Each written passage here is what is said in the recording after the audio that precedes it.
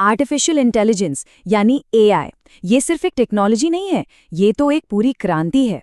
और सवाल ये है कि इस क्रांति में हम अपना करियर कैसे बना सकते हैं। तो चलिए आज इसी का पूरा रोड मैप समझते हैं। तो सबसे पहला और बड़ा सवाल, आखिर ऐसा क्या है एआई में कि ये सब कुछ बदल रहा है। देखिए, ये कोई भविष्य की कहानी नहीं है, ये आज हो रहा है, बिल्कुल अभी। दुनिया की हर बड़ी इंडस्ट्री एआई की वजह से एक नए दौर में जा रही है। चलिए फाइनेंस सेक्टर से शुरू करते हैं। सोचिए, हर सेकंड लाखों ट्रांजैक्शंस हो रहे हैं। इनमें से धोखेबाजी वाले कौन से हैं? यहाँ एआई सिस्टम्स इतनी तेजी और सटीकता से फ्रॉड पकड़ रहे हैं जो किसी इंसान के लिए करना लगभग नामुमकिन है। और यही कहानी इंश्योरेंस यानी बीमा कंपनियों में भी है। अब एआई की मदद से पॉलिसी के कोटेशन देना हो या फिर क्लेम को प्रोसेस करना हो, ये सब काम पहले से कहीं ज़्यादा तेजी से और आसानी से हो रहा है। अब बात करते हैं पब्लिक सेफ्टी की। पुलिस और सुरक्षा एजेंसियां भी पीछे नहीं हैं। सोचिए, हजारों घंटों की सीसीटीवी फुटेज, उसे एआई मिनटों में एनालाइज कर सकता है। इससे संदिग्धों की पहचान होती है और हमारे आसपास का माहौल सुरक्षित बनता है। और शायद सबसे जरूरी, मेडिकल की दुनिया में यहाँ तो एआई कमाल कर रहा है। जानलेवा बीमारियों का इलाज खोजने में ये वैज्ञानिकों की एक बहुत बड़ी ताकत बन गया है। तो आप देख रहे हैं, हर तरफ एआई का इस्तेमाल हो रहा है। इसने ना एक तरह का गोल्ड रश जैसा माहौल बना दिया है। और मजे की बात यह है कि इस रेस में भारत एक ग्लोबल एआई टैलेंट हब बनकर उभर रहा है। अच्छा, चलिए अब जरा कुछ आंकड़ों पर नजर डालते हैं। ये बहुत दिलचस्प है। देखिए, अगस्त 2023 तक एआई प्रोफेशनल्स की जितनी डिमांड थी, यानी कंपनियों को जितने लोग चाहिए थे, उतने स्किल्ड लोग थे ही नहीं। सप्लाई बहुत कम थी। और ये जो बीच का अंतर है ना, ये एक बहुत बड़ा टैलेंट गैप है। और रुकिए, ये गैप तो बस और बढ़ने वाला है। एक अनुमान है कि 2026 तक भारत में 10 लाख, जी हाँ, 1 मिलियन एआई प्रोफेशनल्स की जरूरत होगी। जरा सोचिए, ये कितना बड़ा और असाधारण मौका है।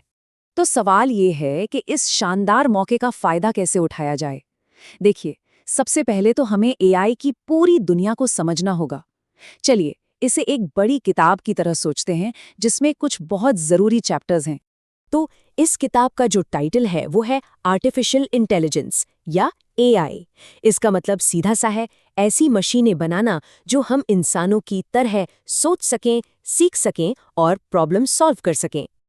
अब इस किताब का पहला और सबसे बड़ा चैप्टर आता है मशीन लर्निंग। ये बहुत मज़ेदार है। इसमें हम मशीनों को ये नहीं बताते कि क्या करना है, बल्कि हम उन्हें ढेर सारा डेटा देते हैं और वो उस डेटा से खुद ही सीखती हैं। उन्हें ट्रेन किया जाता है। और फिर इसी मशीन लर्निंग चैप्टर के अंदर एक और सेक्शन है डीप लर्निंग। इसे आप मशीन लर्निंग का और भी एडवांस्ड वर्जन समझ सकते हैं। ये असल में हमारे दिमाग के काम करने के तरीके यानी न्यूरल नेटवर्क की नकल करता है।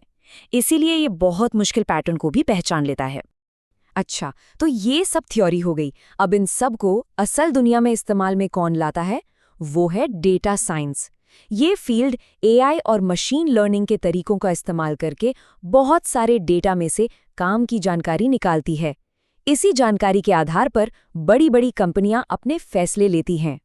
तो अब जब हमने एआई की दुनिया के मेन कॉन्सेप्ट्स को समझ लिया है, तो सवाल ये उठता है कि इन्हें सीखने के लिए किस तरह की तैयारी और किस तरह की सोच चाहिए। चलिए अब इस पर बात करते हैं। देखिए, एआई में कामयाब होने के लिए ना सबसे पहले तो हमेशा सीखते रहने की भूख होनी चाहिए, एक प्रॉब्लम सॉल्विंग माइंडसेट होना चाहिए।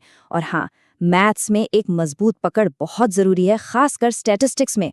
स्टैटिस्टिक्स को तो मशीन लर्निंग की रीढ़ की हड्डी माना जाता है।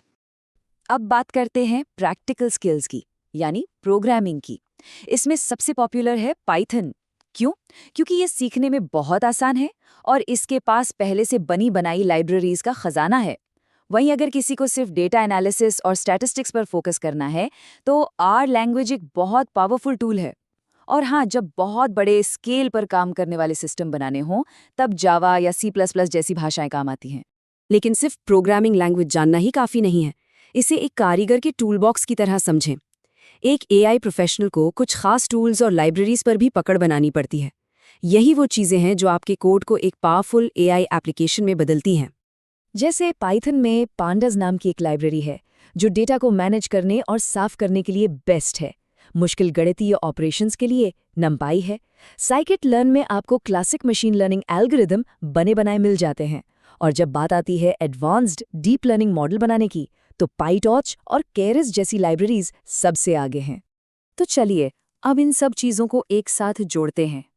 अगर कोई शुरुआत से एक्सपर्ट बनना चाहता है तो उसका स्टेप बाय स्टेप रास्ता कैसा दिख सकता है? ये देखिए, यहाँ एक 12 महीने का सैम्पल रोड मैप है। पहले 1 से 3 महीने अपनी नींव मजबूत करने में लगाइए, मैथ्स, प्रोग्रामिंग, डेटा स्ट्रक्चर्स। अगले 4 से 6 महीनों में जो सीखा है उसे इस्तेमाल करके अपने पहले प्रोजेक्ट्स बनाइए। फिर 7 से 9 महीने में डीप लर्निंग जैसी किसी एक फील्ड में स्पेशलाइज कीजिए। और 10वें महीने से उसके बाद तो ये सीखने का सफ़र कभी ख़त्म नहीं होता, क्योंकि AI हर दिन बदल रहा है। अच्छा, अगर कोई फॉर्मल एजुकेशन के रास्ते जाना चाहता है तो उसके लिए भी बहुत अच्छे विकल्प हैं। भारत में IIT Delhi, IIT Hyderabad, Chandigarh university और लवली प्रोफेशनल यूनिवर्सिटी जैसे कई टॉप संस्थान हैं जो AI में खास डिग्री कोर्सेज ऑफर करते हैं। और डिग्री के अलावा एक और बहुत अच्छा तरीका है अपनी स्किल्स को साबित करने का, वो है सर्टिफिकेशंस। गूगल, माइक्रोसॉफ्ट और IBM जैसी इंडस्ट्री की बड़ी कंपनियां खुद सर्टिफिकेशन कोर्स कराती हैं। ये आपके करियर को एक जबरदस्त बूस्ट दे सकते हैं। तो इन सारी बातों का सार क्या है? सबसे ज़रूरी बात जो याद रखनी है वो ये है कि आर्टिफिशियल इंटेलिजेंस एक किताब की तरह है और डेटा साइंस, मशीन लर्निंग और डीप लर्निंग इसके सबसे ज़रूरी अध्याय हैं। इन अध्यायों को समझना ही इस फील्ड में महारत हासिल करने का असली रास्ता है। तो ये सारी बातें हमें एक आखिरी सवाल पर लाकर खड़ा कर देती हैं। भविष्य को AI के साथ लिखा जा रहा है, ये तो तय है। अब सवाल सिर्फ ये है कि इस कहानी में हमारा किरदार क्या होगा।